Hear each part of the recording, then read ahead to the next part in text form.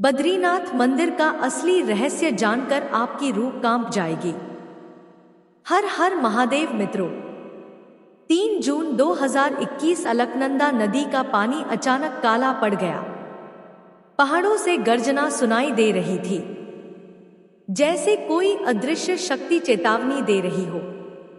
जोशीमठ के मकानों में दरारें आने लगी, लेकिन बद्रीनाथ मंदिर वह अडिग खड़ा रहा, जैसे कोई दिव्य ढाल उसे सुरक्षा दे रही हो। क्या यह सिर्फ एक संयोग था, या फिर भगवान विष्णु की वह प्रतिज्ञा सच हो रही थी जिसमें उन्होंने कहा था यह धाम कलयुग तक अविनाशी रहेगा। लेकिन क्या आप जानते हैं, यह मंदिर असल में है ही नहीं। जी हाँ, जो मूर्ति आज पूजी जाती है वह अलकनंदा नदी की गहराइयों से निकाली गई एक रहस्यमयी मूर्ति है, जिसे आदि शंकराचार्य ने सपने में मिले संकेत के बाद खोजा था। यह दुनिया का एकमात्र ऐसा मंदिर है जिसने अपने विनाश की भविष्यवाणी खुद ही कर दी है। इस मंदिर में हर साल घटने वाली एक रहस्यमयी घटना संकेत देती है कि यह मंदिर जल्द ही विलुप्त हो जाएगी। उत्तराखंड के बर्फीले पहाड़ों के बीच स्थित यह बद्रीनाथ मंदिर हिंदू धर्म के 4 धामों में से एक है। यह केवल एक तीर्थ स्थल नहीं, बल्कि असंख्य रहस्यों का केंद्र है, जिसके अनसुलझे और चमत्कारी रहस्य आपको चौंका देंगे, जिन्हें वैज्ञानिक भी आज तक नहीं समझ पाए हैं। भक्त बद्रीनाथ धाम को दूसरा वैकुंठ लोक मानते हैं, क्योंकि माना जाता है कि आप यहाँ से सीधे वैकुंठ की यात्रा कर सकते हैं। यह मंदिर साल में केवल 6 महीने के लिए ही खुलता है, और जब यह बाकी 6 महीने के लिए बंद किया जाता है तो कैसे बर्फीले तूफानों के बीच दबे रहने के बावजूद अंदर जलने वाली अखंड ज्योति निरंतर जलती रहती है, वह भी बिना किसी बाती या तेल के। और आखिर क्यों केरल के पुजारी यहाँ के मुख्य पुजारी होते हैं, जबकि यह मंदिर तो उत्तराखंड में है? और क्यों इन पुजारियों को स्त्री वस्त्र पहनकर और सजकर पूजा करनी होती है? क्या यह कोई श्राप है या कोई और रहस्य? और सबसे खास बात है यहाँ बहने वाली अलकनंदा नदी। माना जाता है कि यह नदी पापियों पर नहीं गिरती और उल्टी बहनी शुरू हो जाती है। आपने भारत के सभी हिंदू मंदिरों में शंख बजते तो जरूर देखा होगा, पर ऐसा क्या हुआ कि बद्रीनाथ धाम में शंख बजाने पर पूरी तरह प्रतिबंध लगा दिया गया है? बद्रीनाथ धाम बर्फीले पहाड़ों के बीच है, जिस कारण इसका तापमान हमेशा 9 डिग्री से कम रहता है और आसपास के सभी तालाब और नदियों का पानी जम जाता है।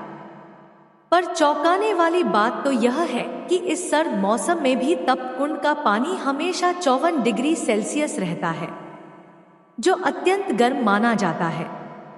आखिर यह संभव कैसे है? जोशीमठ में स्थित भगवान नरसिंह की मूर्ति का हाथ हर साल पतला होता जा रहा है। आखिर ऐसा क्यों हो रहा है? पुराणों में कहा गया है कि जिस दिन यह हाथ पूरी तरह टूट जाएगा, उस दिन बद्रीनाथ का अंत शुरू हो जाएगा। क्या यह कलयुग के अंत की ओर इशारा कर रहा है, या इसके पीछे कोई और गूढ़ संकेत छिपा है? और कैसे इस भव्य और रहस्यमय मंदिर का निर्माण हुआ? कैसे इतनी ऊंचाई पर पहाड़ी इलाके में इसे बनाया गया? और शंकराचार्य ने कैसे भगवान की मूर्ति को ढूंढ निकाला, जिसे यहाँ के लोगों ने नदी में फेंक दिया था? आखिर यहाँ के लोगों ने ऐसा क्यों किया? क्या है इसकी असली सच्चाई? यह सभी वह सवाल हैं जिनके जवाब आज तक विज्ञान भी नहीं दे पाया। लेकिन आज हम इन रहस्यों से पर्दा उठाएंगे। तो क्या आप तैयार हैं बद्रीनाथ के उन अविश्वसनीय रहस्यों को जानने के लिए, जो आपके विश्वास और विज्ञान दोनों को चुनौती देंगे? तो चलिए शुरू करते हैं वह यात्रा जो आपको हिमालय के सबसे गहरे राज तक ले जाएगी। 7 फरवरी 2021 की वो भयानक सुबह, जब हिमालय का दिल धड़कना बंद करने लगा था। रेनी गांव में अचानक ग्लेशियर टूटा और अलकनंदा नदी ने क्रोध का रूप ले लिया। पानी का वह राक्षसी रूप देखकर सबकी सांसें थम गई।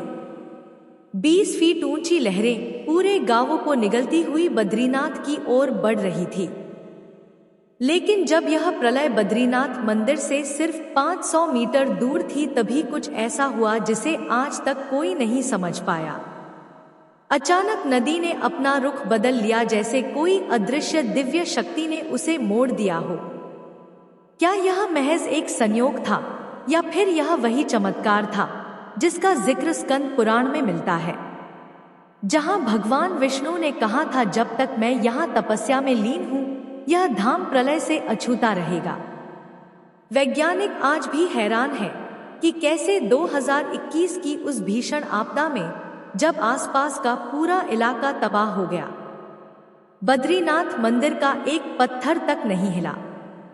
मंदिर के पुजारियों का दावा है कि उस रात मंदिर के गर्भगृह से एक नीली ज्योति निकलकर नदी की ओर गई थी।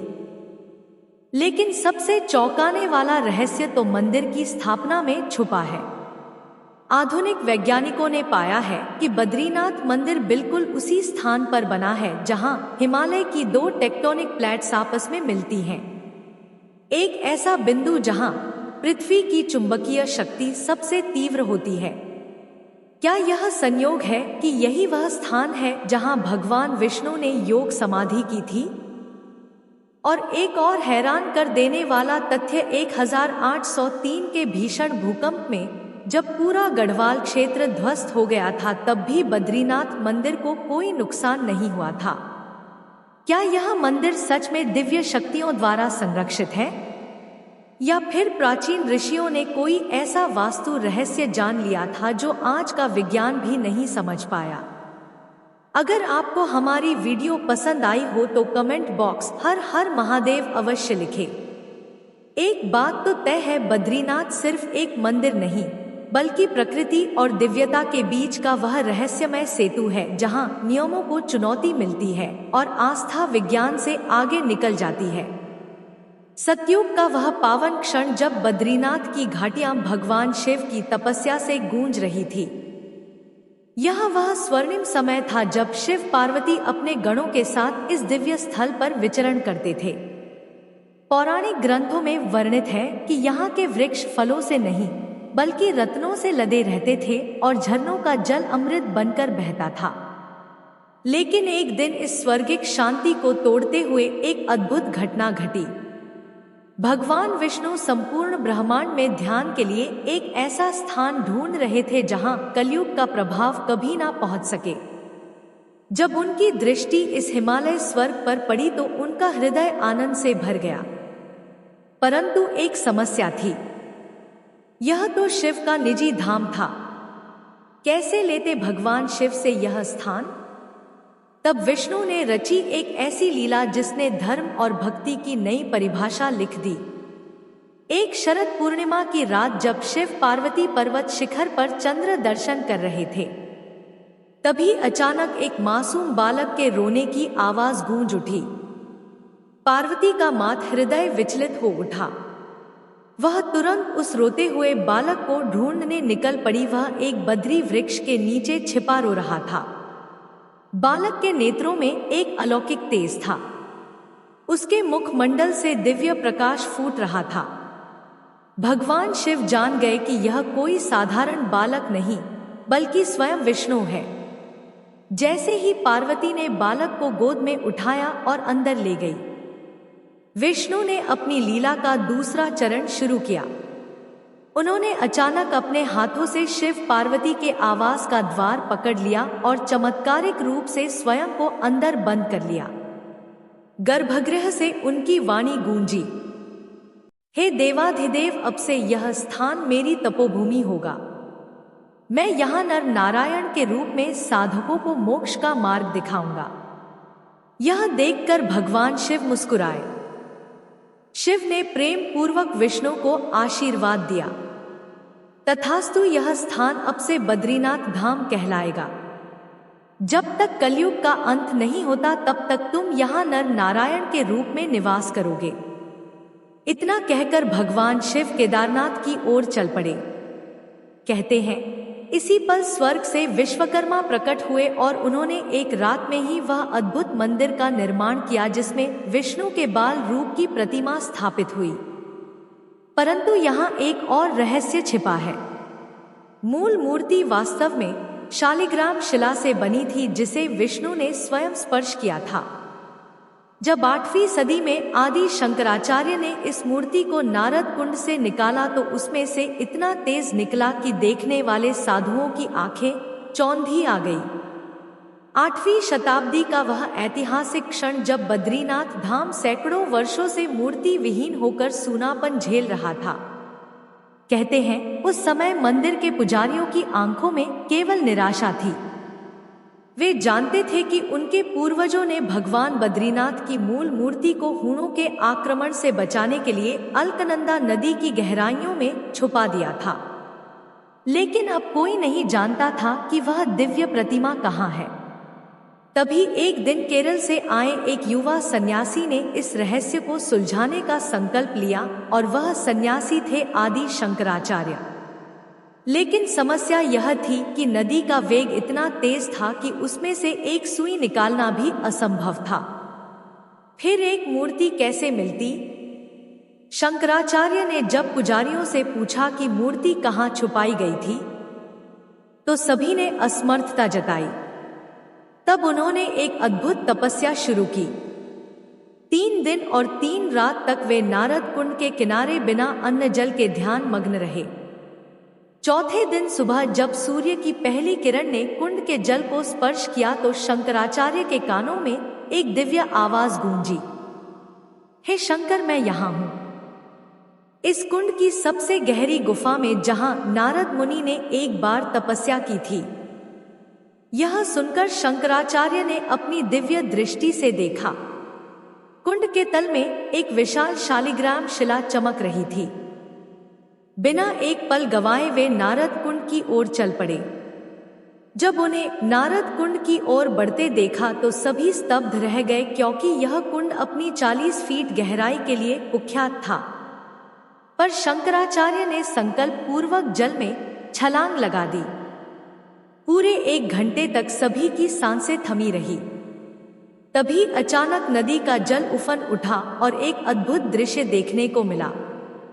शंकराचार्य हाथों में एक चमकदार शालिग्राम शिला लिए जल से बाहर आ रहे थे, जिससे इतना तेज निकल रहा था कि देखने वाले चौंक गए। यह वही मूल मूर्ति थी जिसे 300 वर्ष पहले नदी में छुपाया गया था। लेकिन सबसे आश्चर्यजनक बात यह थी कि मूर्ति पर एक भी शैवाल नहीं चिपका था। उसमें कोई दरार नहीं आई थी, बल्कि वह और भी अधिक चमकदार हो गई थी। शंकराचार्य ने समझाया, यह कोई साधारण पत्थर नहीं, बल्कि स्वयं भगवान विष्णु का साक्षात स्वरूप है। शालिग्राम शिला वह दिव्य पदार्थ है जो लाखों वर्षों तक जल में रहकर भी नष्ट नहीं होता। उसी दिन से यह मूर्ति बद्रीनाथ मंदिर के गर्भगृह में स्थापित हो गई। पर क्या आप जानते हैं, आज भी यह मंदिर साल में केवल 6 महीने ही खुला रहता है और बाकी के 6 महीने बंद।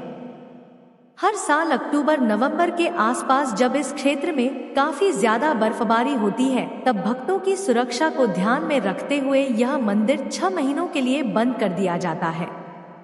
क्या यह केवल एक प्राकृतिक घटना है या इसके पीछे कोई रहस्य छुपा हुआ है?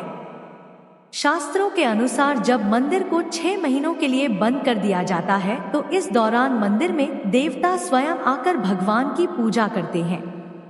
1934 में एक ब्रिटिश फोटोग्राफर ने दावा किया था कि उसने सर्दियों में मंदिर के अंदर से दीपक की रोशनी और मंत्रोच्चारण की आवाजें सुनी थी। जब उसने इसकी जानकारी तत्कालीन राजा को दी तो उसे सख्त चेतावनी मिली कि इस रहस्य को कभी ना उजागर करे। 2017 में एक शोध दल ने मंदिर परिसर में सेंसर लगाए, जिन्होंने रात में अनजान ध्वनि तरंगें रिकॉर्ड की, ठीक वैसी ही जैसे कोई पूजा कर रहा हो। यह सारी चीजें गवाह हैं कि इस दुनिया में ऐसी कई चीजें हैं जो विज्ञान की सीमाओं को तोड़ देती हैं और बद्रीनाथ इसका उत्तम उदाहरण है। मंदिर के कपाट बंद होने के बाद पूजा अर्चना का काम जोशीमठ में स्थित भगवान नरसिंह के मंदिर में विशाल उत्सव मूर्ति के रूप में जारी रहता है। कपाट बंद करने की तिथि विजय या दशमी के दिन घोषित की जाती है और आमतौर पर अक्षय तृतीया के दिन इसे फिर से खोला जाता है। लेकिन सबसे चौंकाने वाली बात तो यह है कि मंदिर के कपाट 6 महीनों के लिए बंद करने से पहले मंदिर के अंदर अखंड ज्योति जलाई जाती है, जो 6 महीनों तक लगातार बिना बुझे जलती रहती है। आखिर क्यों इसका तेल खत्म नहीं होता? क्यों बाती ही पूरी तरह नहीं जलती? यह आज भी विज्ञान के लिए चौंकाने वाली बात है। लेकिन भक्त मानते हैं कि यह भगवान की उपस्थिति का प्रमाण है और जब मंदिर 6 महीने बंद रहता है तब देवता इस दीपक को जलाए रखते हैं। इस ज्योति के दर्शन मात्र से श्रद्धालुओं की आस्था और भक्ति को एक नई ऊर्जा मिलती है। कहा जाता है कि जो भी भक्त सच्चे मन से इस ज्योति के दर्शन करता है उसे मोक्ष की प्राप्ति होती है। यही कारण है कि यह बद्रीनाथ यात्रा का एक अत्यंत महत्वपूर्ण आध्यात्मिक हिस्सा माना जाता है। बद्रीनाथ धाम की रहस्यमय गाथाएं यहीं समाप्त नहीं होती। इस पवित्र भूमि के हर कोने में एक अलग चमत्कार छिपा हुआ है। ऐसा ही एक अद्भुत स्थान है वसुधारा झरना, जो बद्रीनाथ धाम से लगभग 4 किलोमीटर की दूरी पर स्थित है। यह झरना लगभग 400 फीट की ऊंचाई से गिरता है। इसका जल अत्यंत ही पवित्र होता है, जिस कारण यह जल केवल पुण्य आत्माओं पर ही गिरता है। अगर कोई पापी व्यक्ति इस झरने के पास जाता है तो वसुधारा उल्टी बहना शुरू कर देती है। मान्यताओं के अनुसार महाभारत काल में युद्ध समाप्त होने के बाद जब पांडव स्वर्ग की यात्रा पर निकले थे तब वे यहीं से गुजरे थे और सहदेव ने यहीं पर अपने प्राण त्याग दिए थे। बद्रीनाथ धाम में एक चमत्कारी कुंड भी है जिसे तप कुंड के नाम से जाना जाता है। इस कुंड के सामने प्रकृति भी अपने नियम तोड़ देती है। चारों ओर बर्फीले पहाड़, जहां तापमान -5 डिग्री सेल्सियस तक पहुंच जाता है, लेकिन इस तप कुंड का तापमान हमेशा 55 डिग्री सेल्सियस ही होता है। इस कुंड का तापमान सालों से एक जैसा है, ना बढ़ता है ना घटता है। श्रद्धालु दूर दूर से इस कुंड के दर्शन करने आते हैं। यह कुंड बाहर से छूने पर काफी ज्यादा गर्म लगता है, पर जब भक्त इसमें स्नान करते हैं तो यह शरीर और आत्मा को तृप्त कर देता है। भक्तों का यह तक मानना है कि इस कुंड में स्नान करने से उन्हें अनेक प्रकार के रोगों से मुक्ति मिल गई। लेकिन इतने सर्द मौसम में यह कुंड इतना गर्म कैसे रहता है? तब भगवान विष्णु ने उन्हें बद्रीनाथ के इस तप कुंड में तपस्या करने की सलाह दी, जिसके पश्चात सूर्यदेव ने कई हजार वर्षों तक इस तप कुंड में तपस्या की, जिस कारण यह स्थान उनकी ऊर्जा से भर गया। इस मंदिर में शंख नहीं बजाई जाता। क्या आपने सोचा है क्यों? भारत के सभी हिंदू मंदिरों में शंख बजाने की परंपरा है, पर यहाँ नहीं। तो इसकी कथा कुछ इस प्रकार है कि एक समय माता लक्ष्मी बद्रीनाथ धाम में तप कर रही थी और उसी दौरान श्री हरि विष्णु ने शंखचूड़ नामक एक असुर का वध किया। भगवान विष्णु नहीं चाहते थे कि माता लक्ष्मी की तपस्या में कोई विघ्न हो, इसलिए उन्होंने विजय शंख नहीं बजाया। तब से ही इस स्थान पर शंख ना बजाने की अद्भुत परंपरा चली आ रही है। एक और बात जो माता लक्ष्मी से ही जुड़ी है, जो कि काफी चौंकाने वाली है, कि क्यों यहाँ के मुख्य पुजारी स्त्री वस्त्र पहनकर मंदिर में प्रवेश करते हैं और क्या है इन पुजारियों की असली सच्चाई। तो चलिए जानते हैं यहाँ के पुजारियों की अनोखी अनुष्ठानों के पीछे की रहस्यमय परंपरा। सर्दियों की वह कड़कड़ाती सुबह, जब बद्रीनाथ मंदिर का मुख्य पुजारी अपने दैनिक अनुष्ठान के लिए तैयार हो रहा था, लेकिन यह कोई सामान्य तैयारी नहीं थी। वह एक एक कर स्त्रियों के वस्त्र धारण कर रहा था। गहरे लाल रंग की साड़ी, चमकदार नथ, कंगन और फिर अंत में अपने माथे पर सिंदूर की लंबी बिंदी। यह कोई मजाक नहीं, बल्कि सदियों पुरानी वह अद्भुत परंपरा थी जिसने वैज्ञानिकों को हैरान और इतिहासकारों को चकित कर रखा है। बद्रीनाथ के मुख्य पुजारी, जिन्हें रावल भी कहा जाता है, यहाँ के पुजारी वर्ष में 2 बार स्त्री वेश धारण करते हैं। इसके पीछे एक गहरी आध्यात्मिक मान्यता जुड़ी हुई है। दरअसल बद्रीनाथ मंदिर में भगवान विष्णु अपने 24 स्वरूपों में से एक नर नारायण रूप में विराजमान है। उनकी पूजा के साथ देवी लक्ष्मी, भगवान गणेश, कुबेर और उद्धव जी के विग्रहों की भी उपासना की जाती है। लक्ष्मी जी का मंदिर मुख्य मंदिर के बाहरी भाग में स्थित है। विजयदशमी के आसपास जब बद्रीनाथ धाम के कपाट बंद किए जाते हैं तो देवी लक्ष्मी की मूर्ति को विशेष पूजा अर्चना के बाद मंदिर के अंदर स्थापित किया जाता है। परंपरा के अनुसार जब वसंत पंचमी के बाद मंदिर के कपाट खुलने का मुहूर्त तय किया जाता है, तब मुख्य पुजारी को स्वयं पार्वती जी का रूप धारण कर देवी लक्ष्मी को मंदिर से बाहर लाने की परंपरा निभानी होती है। यह इसलिए किया जाता है क्योंकि हिंदू परंपराओं के अनुसार किसी पुरुष को देवी को सीधे स्पर्श करने की अनुमति नहीं होती। इसलिए रावल देवी लक्ष्मी की सखी के रूप में तैयार होकर उन्हें मंदिर में पुनः स्थापित करते हैं। यहाँ के पुजारी केरल के नंबूदरी ब्राह्मण होते हैं। आप सोच रहे होंगे कि उत्तराखंड के इस मंदिर में केरल के ब्राह्मण क्यों? दरअसल इस परंपरा की शुरुआत शंकराचार्य ने की थी, जिसमें दक्षिण के पुजारी उत्तर के मंदिरों में और उत्तर के पुजारी दक्षिण में पूजा अर्चना करते हैं।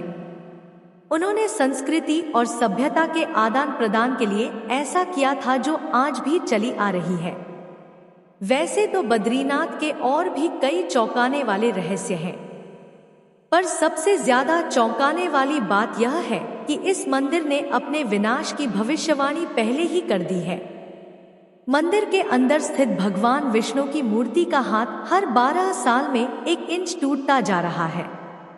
यह कोई सामान्य मूर्ति नहीं, बल्कि एक जीवित चेतना है जो हमें समय के अंत की चेतावनी दे रही है। 1934 में पहली बार पुजारियों ने नोटिस किया कि मूर्ति का दाहिना हाथ 1 इंच टूट गया है।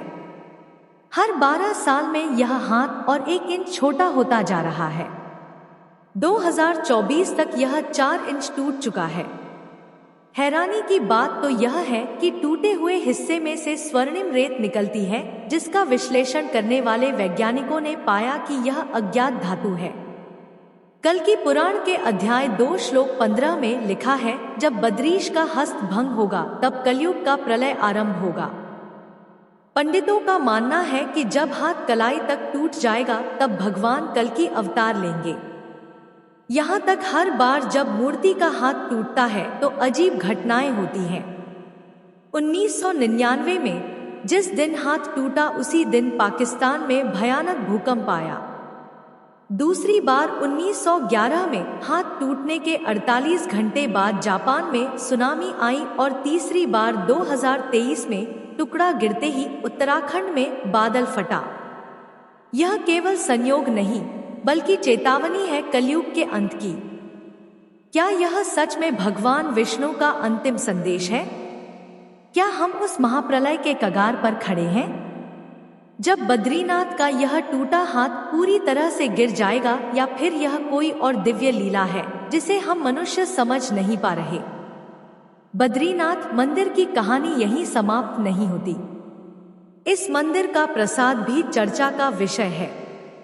बद्रीनाथ धाम में श्रद्धालुओं को दिया जाने वाला प्रसाद एक अनोखा रहस्य समेटे हुए है।